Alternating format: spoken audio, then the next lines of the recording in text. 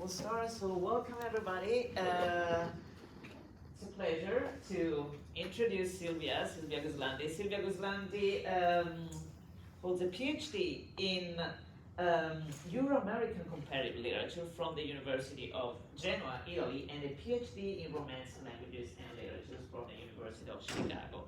And she specializes in modern and contemporary Italian literature and cinema, with a particular attention on transnational modernism, migration, and translation. And she's also a translator working between English and Italian.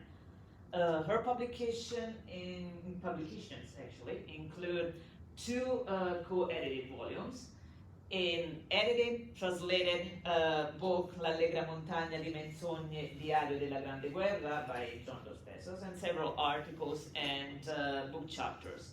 And she's currently working on a book manuscript that examines the role played by cross-national, cross-lingual, and cross-cultural exchanges in the development of Italian literature at the turn of the 20th century. And her presentation today, you see the title, From Marinetti's Uprooted Poetics to the Myth of America, Translation and Multilingualism in Modern Italian Literature. Thank you, and we'll have questions later. Thank you, Eugenia, for that generous introduction. Thanks everybody for coming out, and search committee for welcoming me so graciously. Contrary to what the title might lead you to think, I am actually presenting today first a little bit about my practice as a translator, and then on two separate projects. So from two is really sort of gesturing to those two separate research projects. So my talk is divided into three sections. First, I'll talk a bit about my last translation and one in progress, and then about these two different projects. The first one is titled Beyond the Mito Americano, Hidden Translators in Fascist Italy.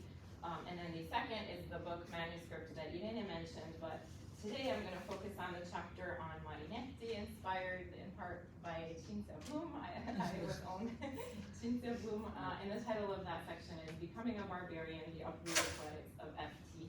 Marinetti. So, of the two sort of works in progress that I'll just very briefly mention that I'm translating, the most recent book-length translation is forthcoming with the Institute for Advanced Jesuit Studies at Boston College. And it's a collection of letters written by Jesuits to their superior general between 1557 and 1580, asking to be sent on mission. Indipete is the technical term for this kind of letter.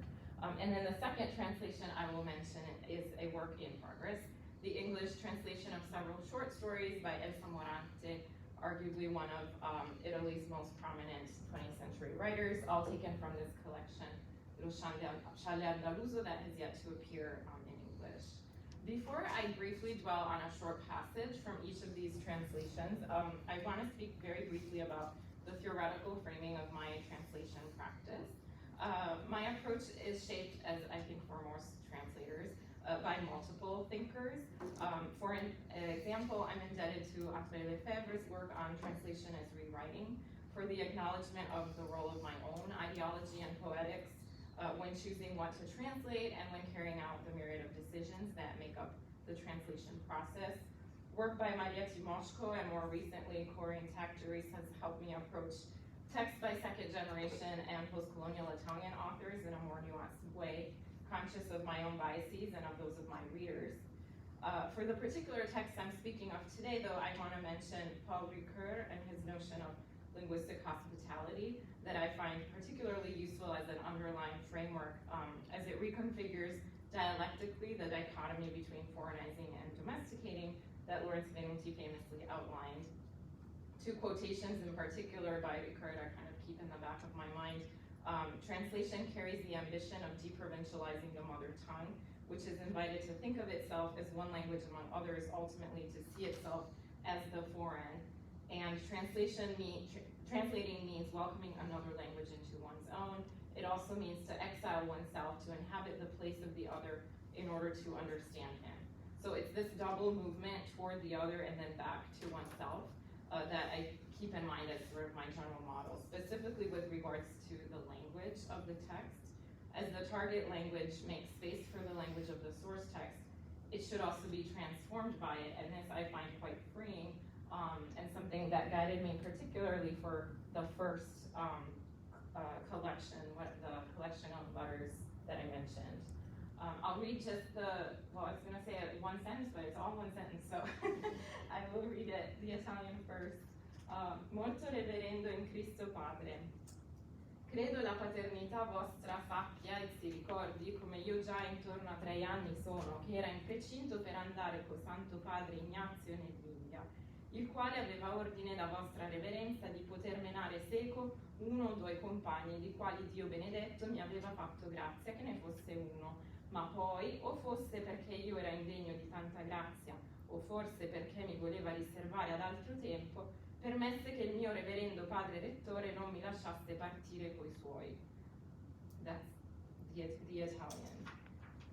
And then in my English, very reverend in Christ Father, I believe thy paternity knows and remembers that 3 years ago already I was about to travel to India with Holy Father Ignatius, who had received order from thy reverence to take with him 1 or 2 companions, of which blessed God granted me the grace to be one.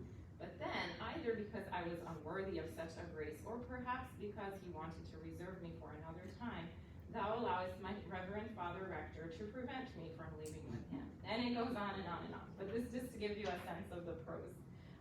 There are several formulaic passages which required research into the Society of Jesus in the 16th century, consultation with the publication's editors, study of other English translations of texts from this tradition. As you can see, the Italian is very archaic.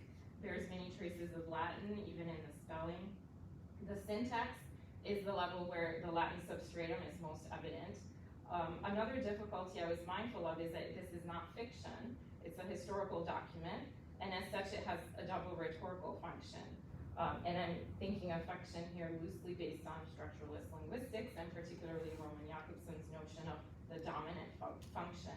So when faced with the multiple levels of signification, sound, structure, and then having to narrow down the options in the target languages, the question, what is the dominant function here, guided me. Compared to a rigidly structuralist approach, so my answer looked outside of the text to its context and specifically to its readers. In this case, the primary function of the letter originally was to persuade the General of the Society to send Tommaso to India on mission. But now in its new setting within the collection, alongside other letters and after 3 scholarly introductions, the letter takes on the new function of illustrating for its modern readers what motivated Jesuits to go on mission in the 16th century, how the decisions came about, etc. In short, the function of representing a specific historical time and mentality that is very distant from ours. So to create this sense of historical and cultural distance, which was one of my main objectives, I decided to follow the Italian's convoluted syntax as much as possible, being mindful of what I could ask of an English-speaking reader. Because this specific publication is coming out of an academic press, I admit that I'm asking a lot of my readers, expecting them not necessarily to know Latin, but to be accustomed to texts from the late Renaissance period. And so I reshaped the English in according with the needs of the Italian. One of the ways I tried to do this was by using the archaic pronouns, right? The, thou, etc., verb endings. But I only did this to the extent that the text would still be easily readable for an English speaker. The result, admittedly, is an artifice. I wouldn't be able to replicate a text written in the 16th century English, nor would this really make sense given the 2 cultural contexts are so different.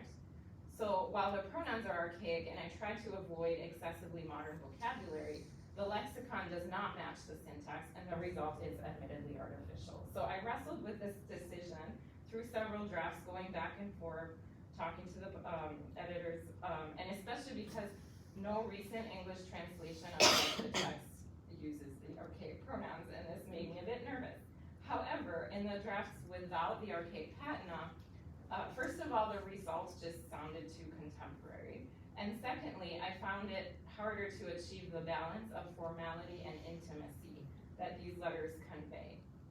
The young Jesuit writing the letter is addressing someone who for him is a spiritual father, someone to whom he can confess his most personal, intimate feelings, but also an absolute authority who could decide, you're gonna go to India, and they would have to obey.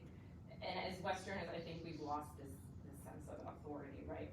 So that made me go back to the archaic pronouns because they allow for greater flexibility between formal and informal address.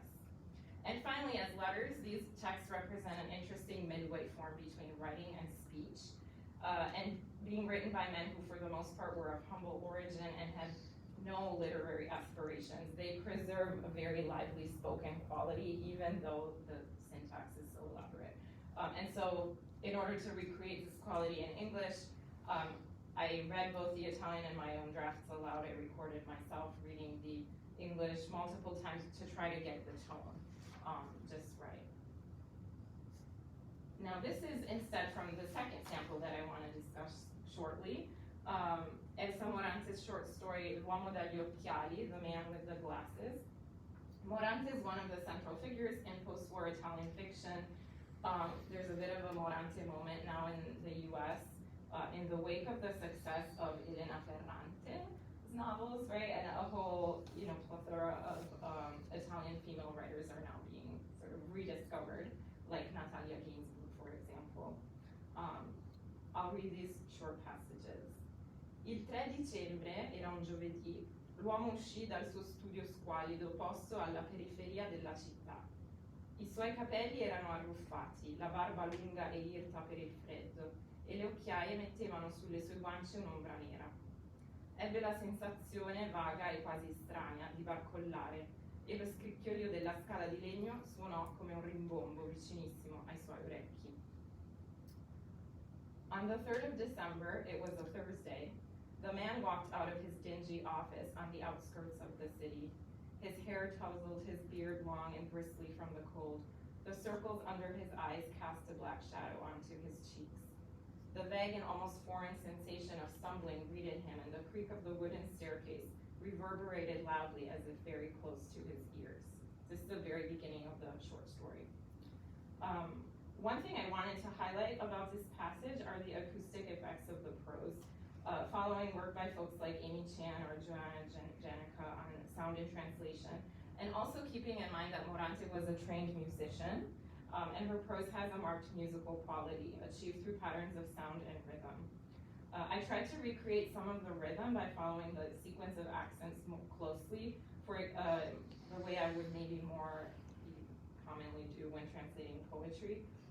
And even a simple decision like on the 3rd of December instead of on December 3rd was meant to follow the scansion of the Italian, to highlight the th sound that then returns in parentheses with Thursday, to mimic on the one hand the assonance of the liquid R, tre, era in Italian, and then also to add a musical quality that in Italian is given by the rhyme, giovedì, uscì.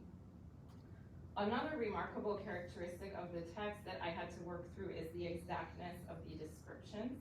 This is very typical of Morante. Often she'll choose an adjective that's a little bit puzzling.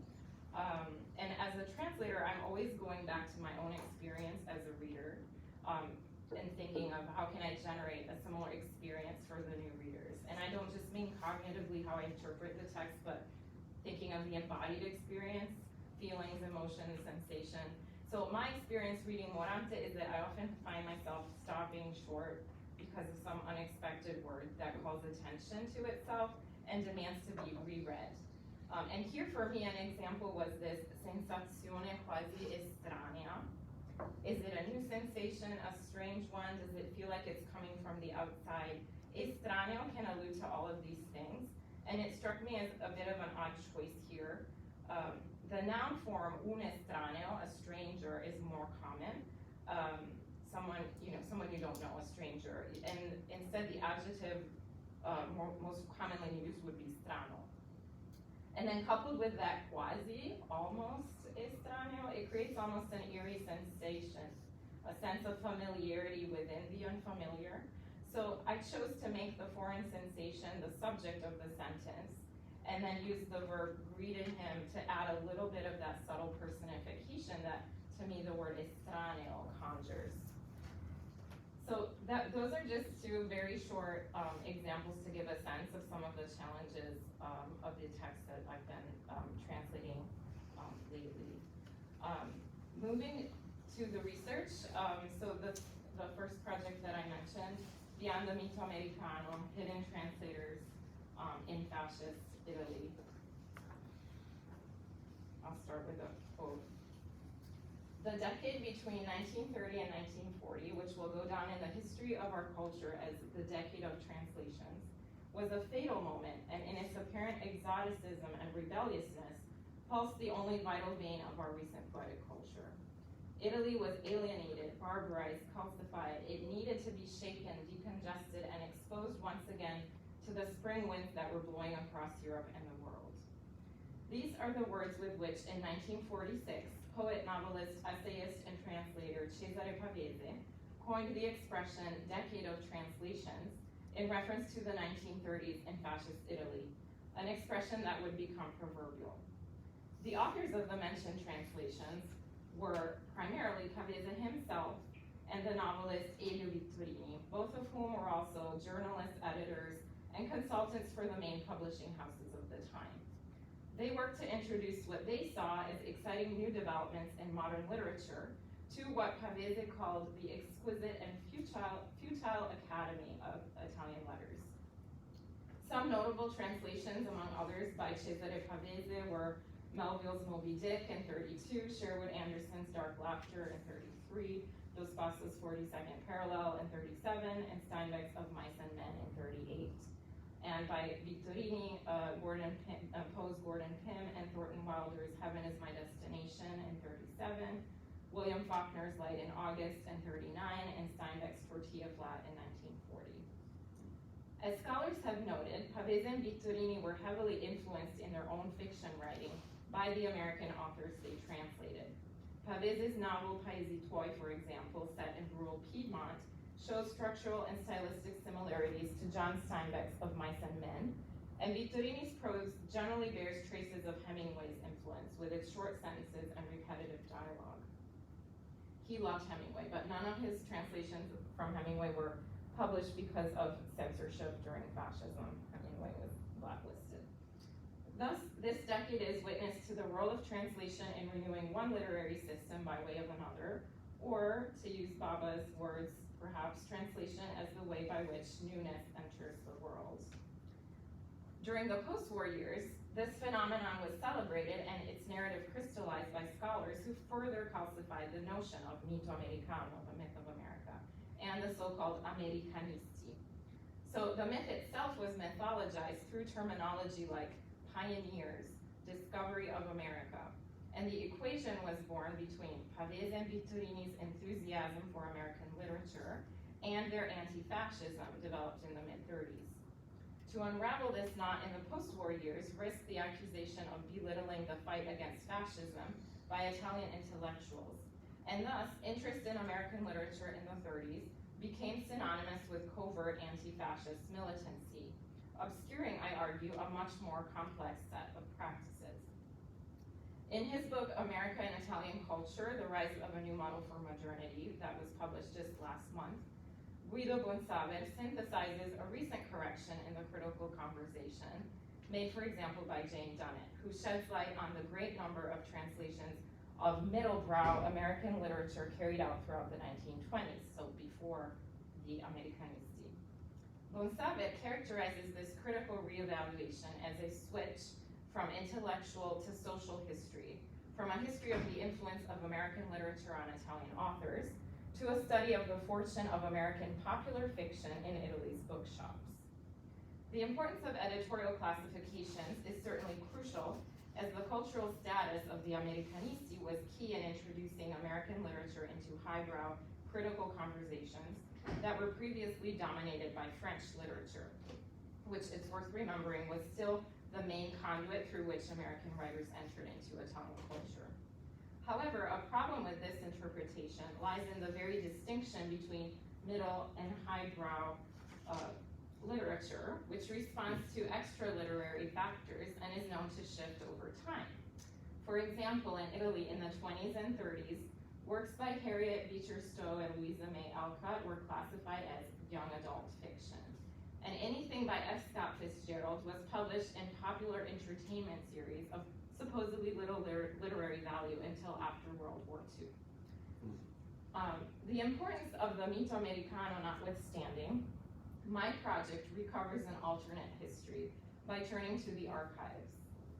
Foucault and Derrida have taught us to think of the archive as a repository for material selected hierarchically by someone in a position of authority.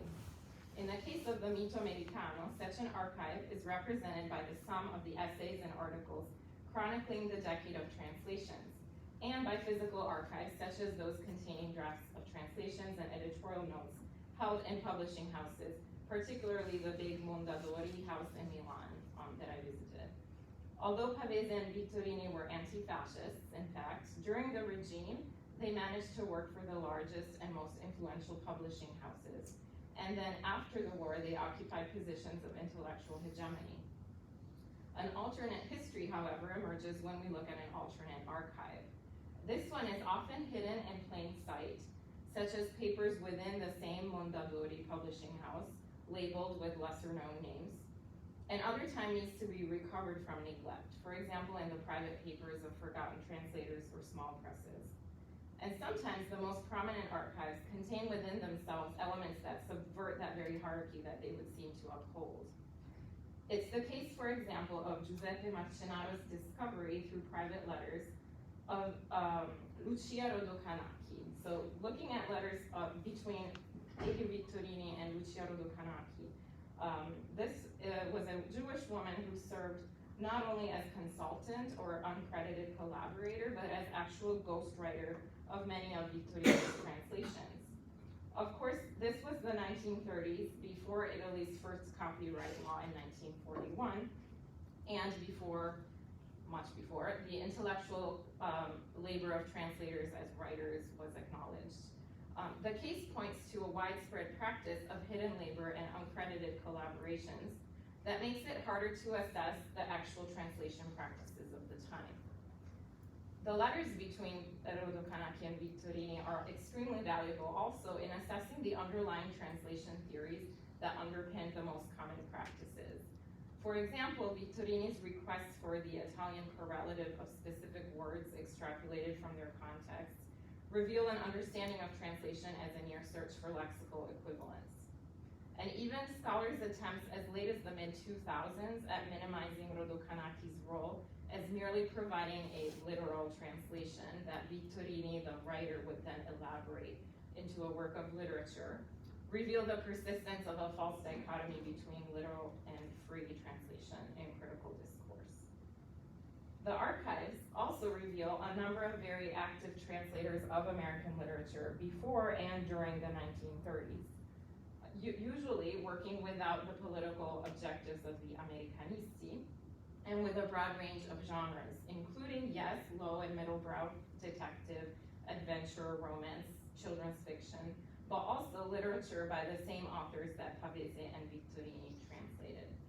So in the project, I focus on a cluster of different translators from a variety of backgrounds. Today, I'll only briefly discuss one, Alessandra Scalero, whose work features prominently both in the archives of the main publishing houses and of smaller presses, and whose papers are housed in a tiny library in the town of Matse in Piedmont that I was able to visit last summer on a research grant from Kenyon College where I teach. Raised between Turin, Lyon, Vienna, and Rome, Scalero was a very prolific translator, for example, of Virginia Woolf, and as for American literature, of Sinclair Lewis's Babbitt in 1930, John Dos Passos' Manhattan Transfer, and a collection of plays of the sea by Eugene O'Neill in 1932.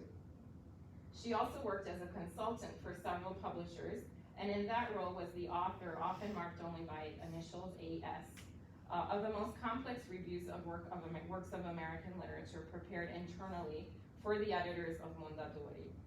Meant simply to provide a brief summary of the work and a suggestion about publishing, chosen series, and expected circulation, Scalero's reviews often contain several pages of literary analysis, comparison to previous and current literary trends, information about the novel's reception abroad. What does not appear in these reviews are ideological considerations that would seem to read these works of literature as anti-fascist material. Concluding this part, I want to just look at a passage of translation.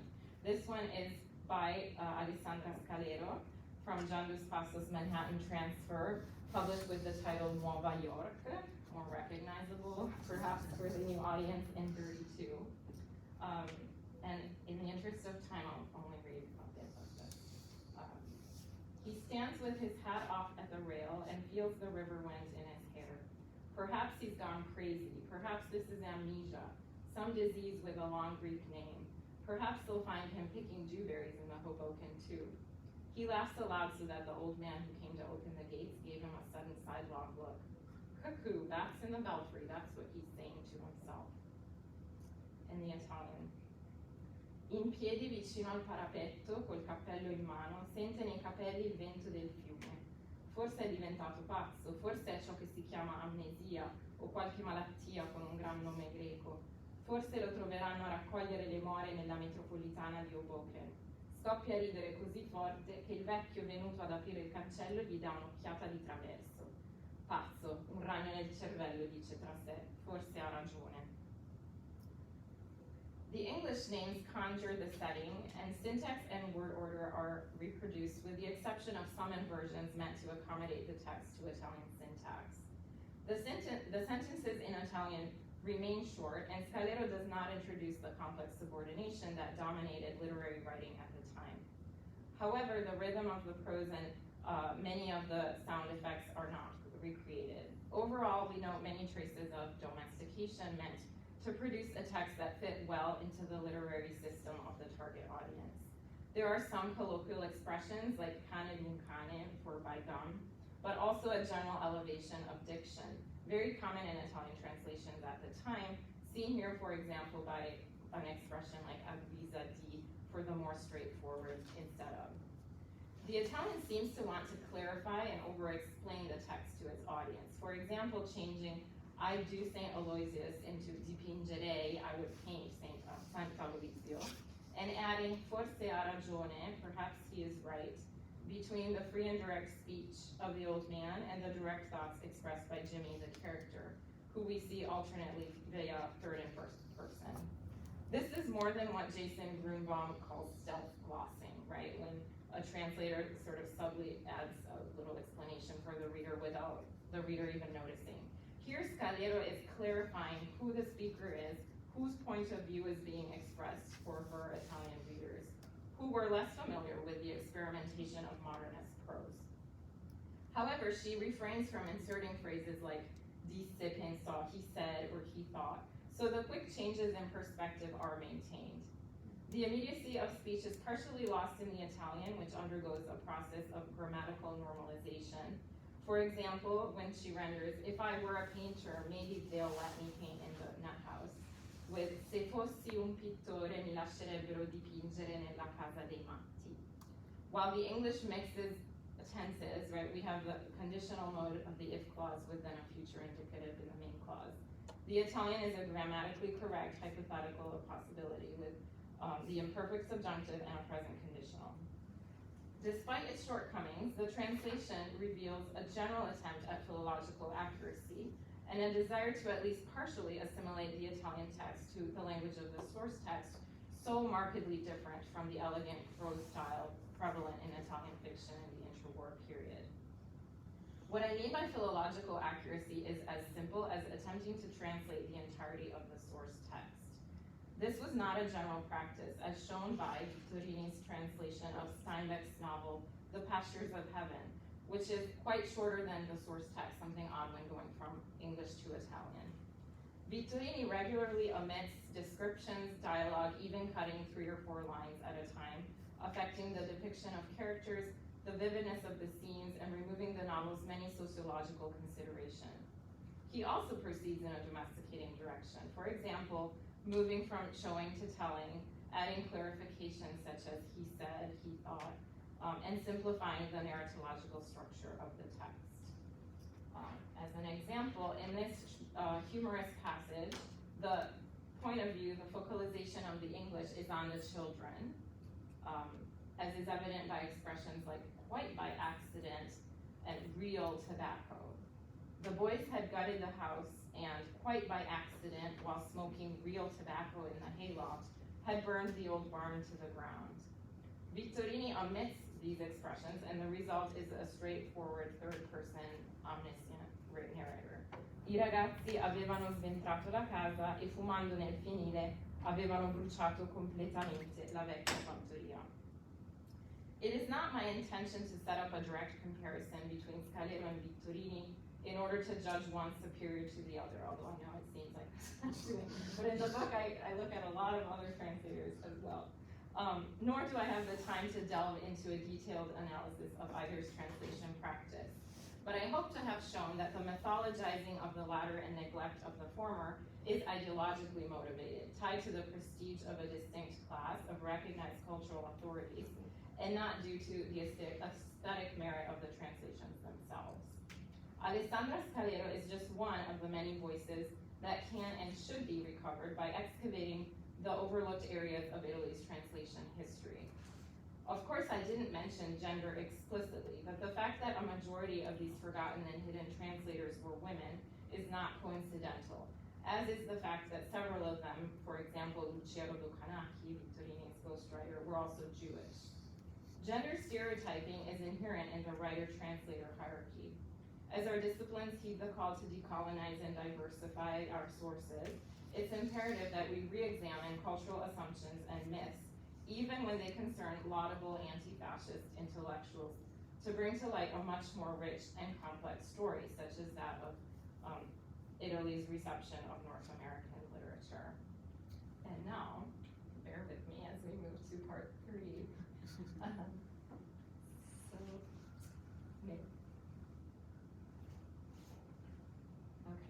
On February 20, 1909, F.T. Marinetti's Futurist Manifesto was published in French in the Parisian journal Le Figaro, after appearing the previous week in a series of small Italian newspapers. The double circulation of the manifesto, both hyperlocal and international, as well as bilingual in Italian and French, signals a characteristic trait of the futurist avant-garde. Born in Alexandria of Egypt in 1876 from Italian parents, Marinetti studied at the French Jesuit school, completed his education in Paris, and then moved to Italy to study law at his father's request. Today, I explore his cultural hybridity and its bearing on his poetics, to make sense of the paradoxical intertwining of cosmopolitanism and nationalism within the Futurist project.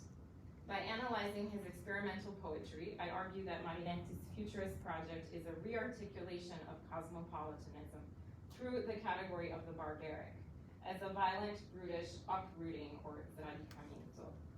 Before continuing with Marinetti, however, I want to situate my argument within the broader project from which it is drawn.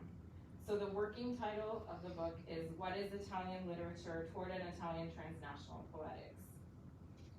Based on the premise that the contemporary history of Italian civilization can't be understood without a rigorous reconsideration of the influence of its outbound and inbound currents of migration and its colonial history. The book reconfigures displacement and transnational exchange not as marginal to a nation-centered development of aesthetic forms, but rather as some of the main motors of this evolution between the 19th and 21st centuries. While the project is anchored to early 20th century authors, it interrogates contemporary legacies of colonialism, cross-lingual exchanges, and forms of transnational belonging. It provides historical depth to current debates about post-colonialism, world literature and translatability, and the recent surge of first and second generation Italian authors. Marinetti was not alone in operating at the crossroads of languages and traditions while supporting nationalism in aggressively militaristic terms. Gabriele D'Annunzio was one of the major forces behind Italian nationalist propaganda in the early 20th century, and also the literary model that generations of authors would pit themselves against. And yet, many of his works display resistance to his bombastic rhetoric of Italianità. In the book, I point to his engagement with Germanic and Oriental aesthetic practices, which trouble his overt declarations about the superiority of Italian culture. Italian-American poet Emanuele Carnevali worked at the crossroads of several nations, languages, and cultures. His translingual poetry documents his attempts at self-construction as an American poet and their failure. His body of work reflects his physical body as a disabled queer migrant author and was thus subject to dynamics of othering and dehumanization. I argue that his case highlights the ableist and nationalist rhetoric that governs both citizenship regulation and literary canonization. Amelia Pinkerle Rosselli, a Jewish Italian author who worked between Italy, Austria, France, and the US, opposed the aggressively belligerent rhetoric of nationalism and anticipated current debates around cosmopolitanism and post-national modes of belonging. Annie Vivanti, an extraordinarily transnational writer, active between Italy, Britain, Switzerland, and the US, conceptualized in her fiction, theater, and poetry what I call the performativity of national identity, and provided a counter-reflection to coeval notions of ethnic and racial purity. Finally, Giuseppe Ungaretti and Cesare Pavese, again, two of the most prominent authors in 20th century Italian literature, developed their poetry and fiction respectively through translingual and transcultural exchanges that span the US, Britain, France, the Netherlands, Egypt, Argentina, and Brazil. And now back to Marinetti. Nationalist writer Enrico Corradini described him in 1908 as twice déraciné, uprooted. Uprooted because he is Italian and writes in French, uprooted because he writes in French and lives in Italy. So this young man has two halves of fatherlands and no whole one.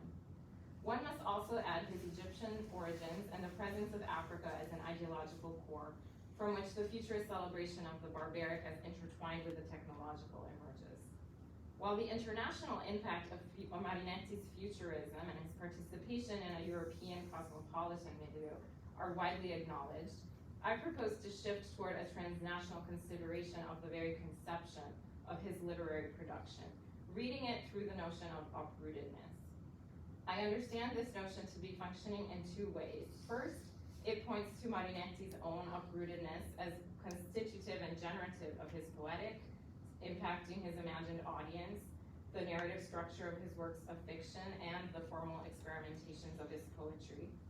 Secondly, it indicates in his active and violent uprooting of transnational forms, languages, and symbols, a brutish and barbaric cosmopolitanism, which moves away from the bourgeois elitism of trans-European modernism. In the book, I illustrate this notion by turning to the novel Mafarka the Futurist, published in French in 1909 and immediately translated into Italian in 1910 by Decio Cinti. The text thus was conceived as a work meant to travel internationally and to speak to different sets of readers.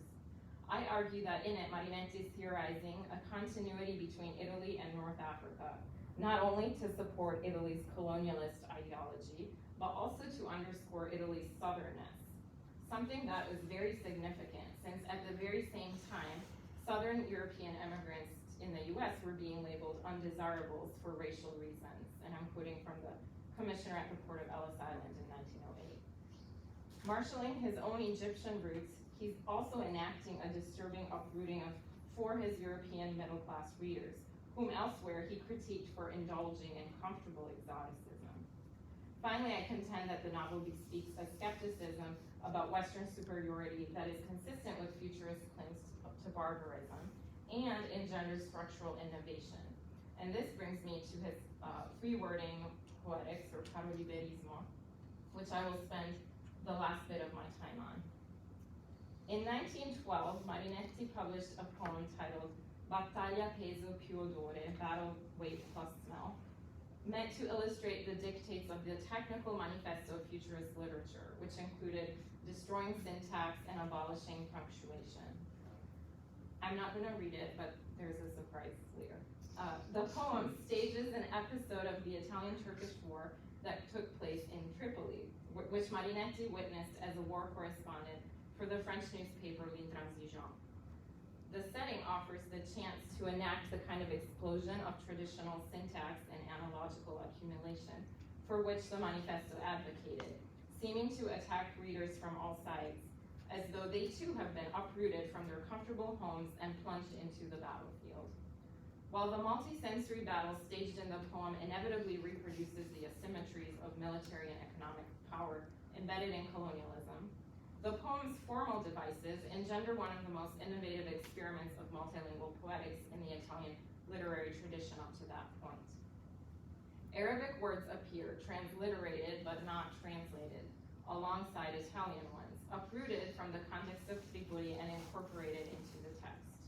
The device relies partly on the ability of Italian readers, who were presumably following the developments of the colonial conquest through newspapers, to decipher some of the foreign terminology, such as Gargaresh, the town in which a particularly bloody battle took place. By incorporating this foreign vocabulary within the poem, Marinetti signals that it is becoming part of Italian vocabulary as well. The poem, in a sense, uproots and transports to Italy the language of Tripoli in the same way as Italy was conquering and shipping back to the metropole colonial products and economic capital. At the same time, however, through its free wording technique, the poem endows the foreign words with expressive and constructive power, regardless of the reader's ability to decode them. Gargaresh, Souk, Mashrabiya, like Emily Apter's untranslatables, preserve a kernel of the foreign that defies interpretation on the part of literate European readers. To them, the words end up functioning similarly to the abundant onomatopoeias that depict the battle through pure sound, without proper signification. Souk and Mashrabiya reproduce the sounds of the battle as much as tum-tum or fleek-flock.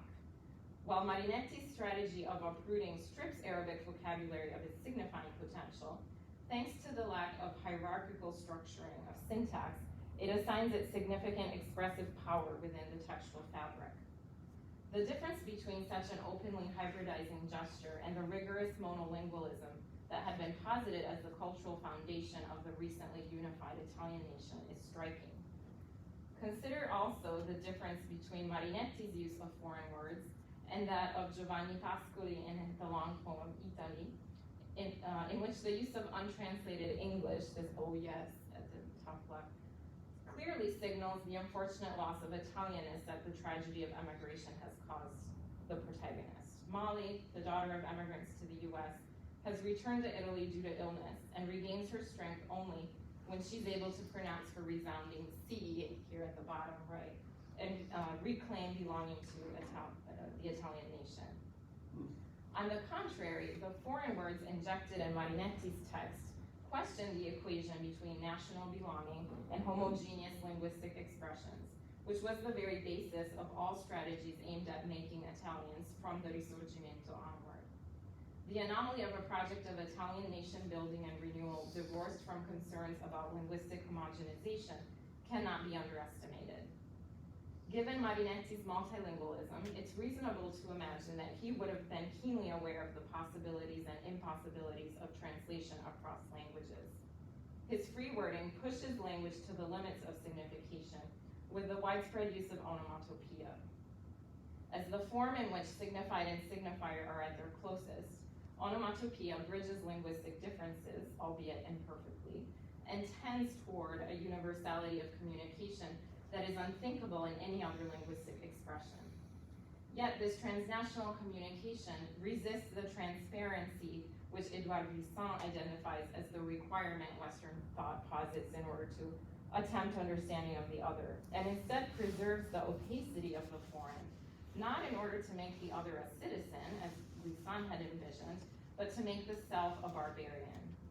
Marinetti's uprooted poetics is able to easily travel beyond linguistic borders precisely by virtue of what it does not translate, sound into meaning, Arabic into Italian or French. When facing Marinetti's rejection of the Italian literary tradition, scholars have been quick to point out the many ways in which Marinetti's poetry is anti-traditional. But I would contend they haven't paid sufficient attention to the extent to which it's anti-Italian in a linguistic sense. I claim that Marinetti's poetics of uprooting rests on its stretch beyond and across national borders, which is often overshadowed by his aggressively ideological nationalism. With their reliance on multilingualism and onomatopoeia, his texts posit a transnational audience, like this manifesto published in London's Daily Mail in November 1913, which juxtaposes French and English words to onomatopoeias meant to convey the urban cacophony of trains, ambulances, and late-night entertainment.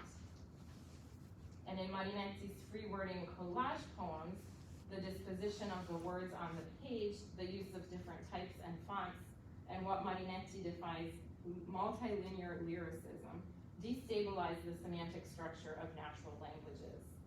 In this example, any reader can perceive the poem as a roadmap to victory through the mountainous M's that frame the page, thanks to the semanticization of the visual dimension of the text.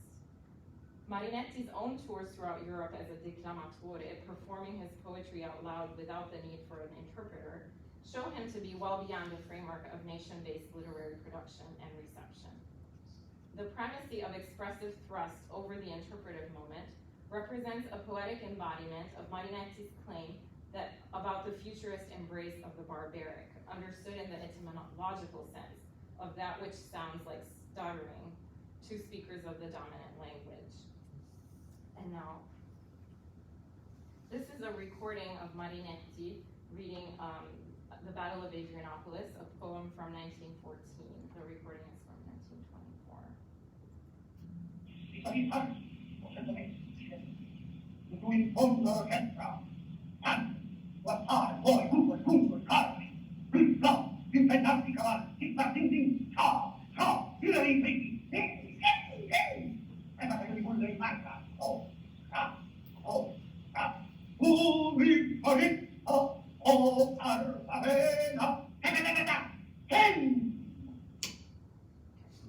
So I intentionally did not give you a transcript so that you could really hear to what extent language is reduced to sound.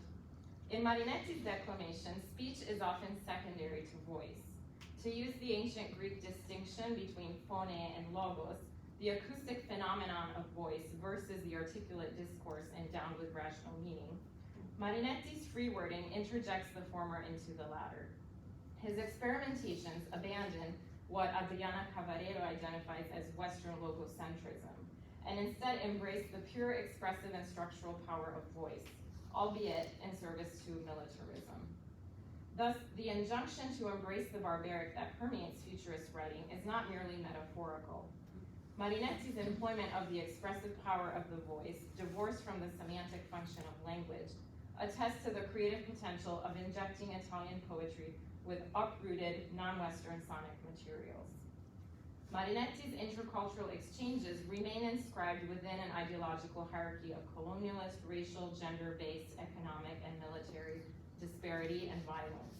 His uprooted poetics is very much in service to imperialism. It does, however, represent a paradoxical attempt at what Rebecca Walkowitz calls thinking and feeling beyond the nation. The matrix of Marinetti's transnationalism was the European cosmopolitanism with which futurism was in conversation. Marinetti's literary production, however, responds to a more violent and brutish force that I've described as uprooting or sradicamento. It reinflects cosmopolitanism through the paradigm of military colonization and points to a capacious notion of nationality that contests both the homogenizing impetus of post-risorgimento Italian making and the autarkic model that fascism would soon impose. Thank you.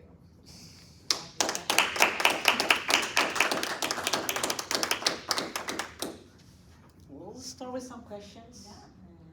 I have a question about Elsa Morante. So Okay. you mentioned at the beginning that Lo Charla Andaluso hasn't been translated. There are translations of specific short stories, but the collection as a whole and a lot of the stories within the collection have not been. So why do you think that is? Why hasn't it been translated? I was thinking, well, from my personal view, I think Morante is she's very difficult to translate. And there hasn't been that many translators. I mean, I can only think of like really William Weaver, who's the most famous one, right? So why do you think it hasn't been translated? Do you think it has to do with the language, or because she's not that popular, or because William Weaver didn't get to her? Yeah, so I think multiple reasons, although there's a lot of great Italian fiction from the 20th century that hasn't been translated, so I don't see it as, such a scandalous thing, I'm not surprised, I guess is what I'm trying to say. But I think the language is a bit difficult, and then even in Italy, for decades she was very much overshadowed by Alberto Moravia, right, her husband, and she, I've heard students say, oh yeah, she was friends with Pasolini, okay, sure, right, so she kind of was in the shadow of these better known male associates, and so really I think even in Italy it's been the last maybe 20, 30 years where she's been re-evaluated as a writer in her own right, and then now in the US, I think because of this Ferrante fever, right, which we can talk about how similar Ferrante and Morante are, but it has opened the way to the rediscovery of a lot of women writers in particular from Italy, which is a good thing. And even William Weaver's translation has been really redone. Have you read these translations? What do you think about them? Oh, the last one, yeah, they're great. Jenny McPhee did the Menzogne Sottile, which is one of my favorite books. It's a wonderful translation. Yes. So finally. Other questions?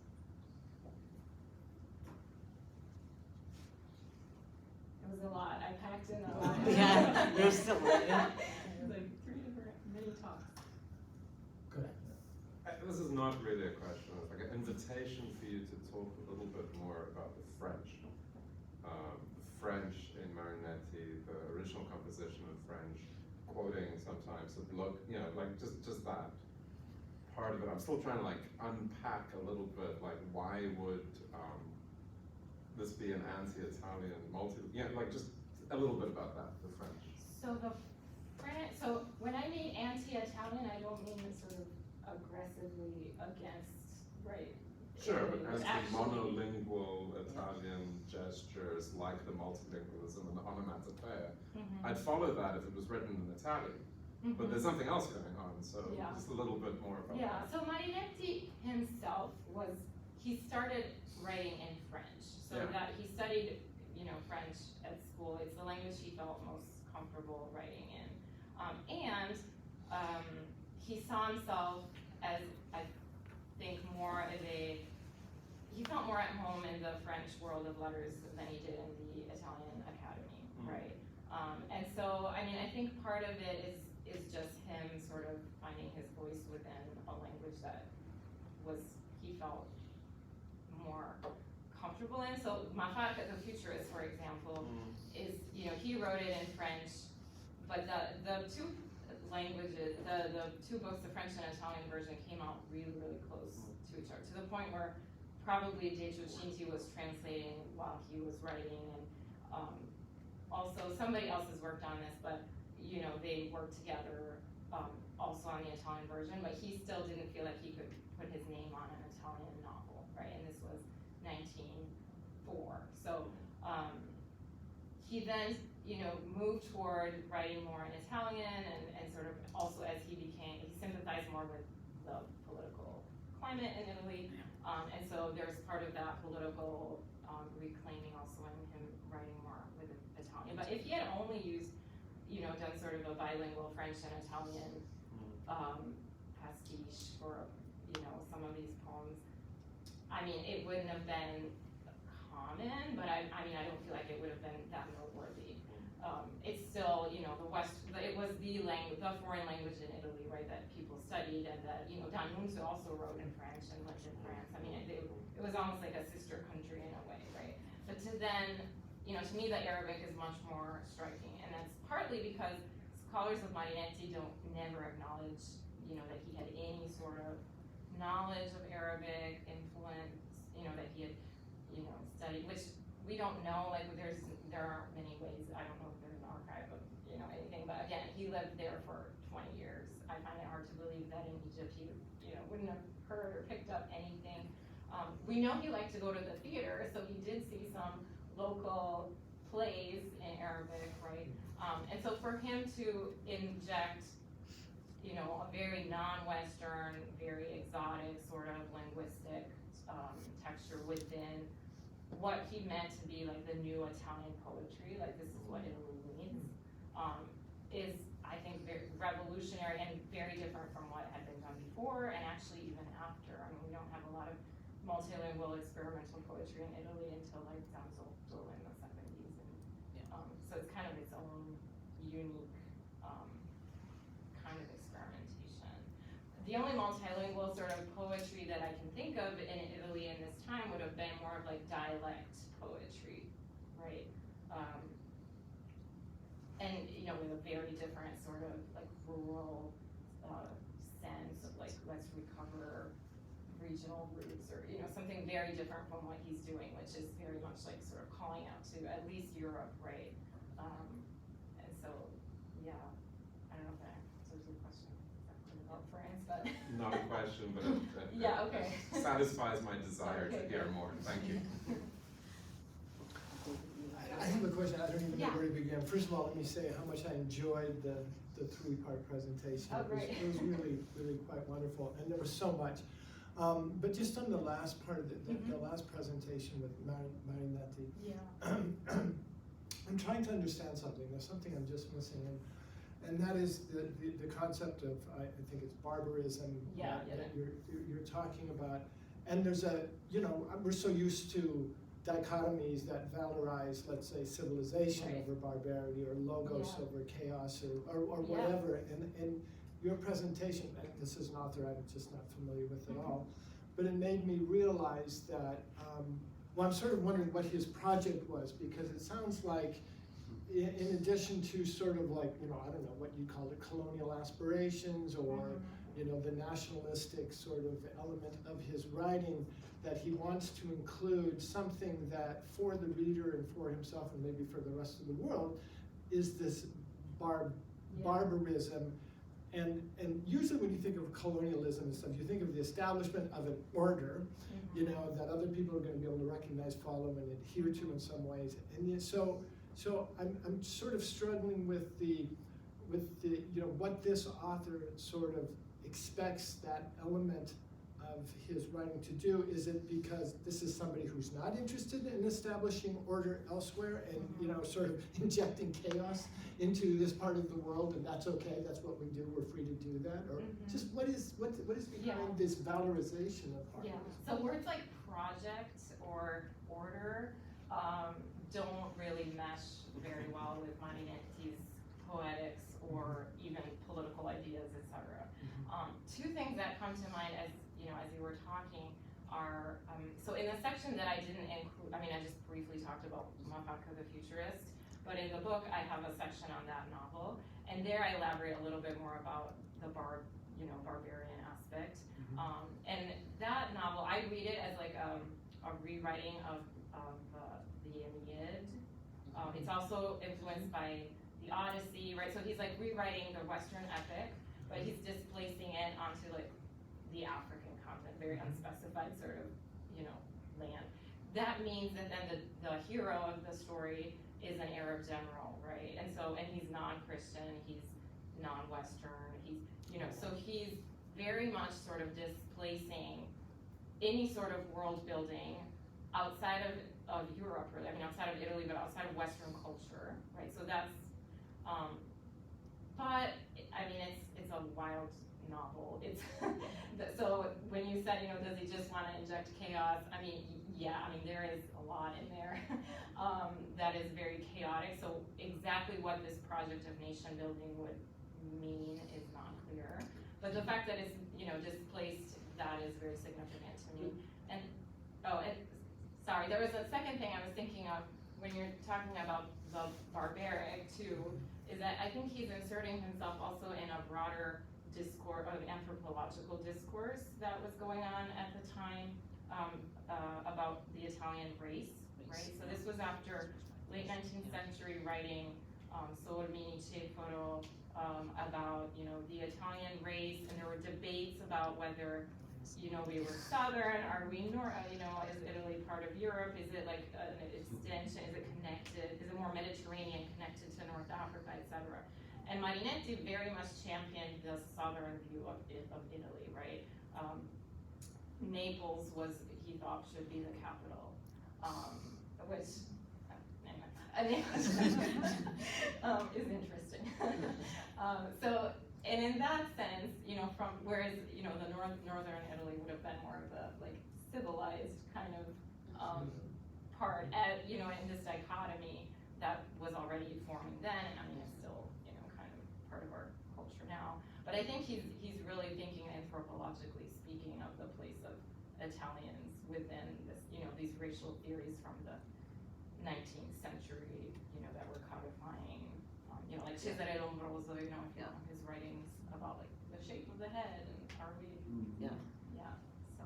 And actually, there are theories that had influence on the Immigration Commission. Yes. If you read the reports of the Immigration Commission, the Dillingham Commission 1911, Yeah. they are quoting Sergi with the fact that Italians who immigrated to the US were coming from the South and they were also member of the backward race. Yeah, they were prone to violence. Prone to Was violence. one of the, and then unfit, I forget the word. Yeah, But yeah. it was, yes, and it was all based on these sort of Fit to modern civilization, which also I think that's interesting to think of him, the 1909, that's the same year as that quote I told about the undesirables, right? So he's championing Italy's southernness at the same time as this was happening to immigrants.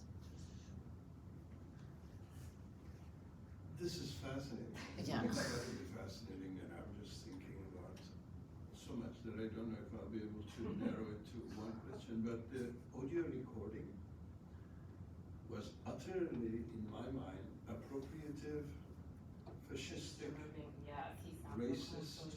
Yeah. So in a way, I think this business of nationalism has to be also understood in terms of the more transnational ambitions of fascism Yes. and imperialism, right? Yes.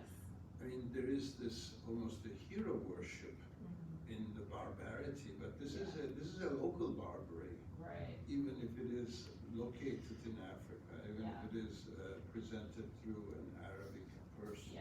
Yeah, and it's not, it's North Africa, right? Yeah. This is the Yeah, extension of, it's Mare Nostrum, right? The Mediterranean, right? So saying we belong to the Mediterranean is also a way of saying all of this is ours Yeah. now. Yeah. You have Right. Mediterranean and Mare Nostrum. Right? This goes all the way to the Yeah, absolutely. squabbles, Yeah, plus the utterly disturbing, that's a battle, right? It's very And it's, disturbing. yes, Yeah. it is very, he's laughing, he's playing with sounds, Can I ask one more question? Okay. We have time.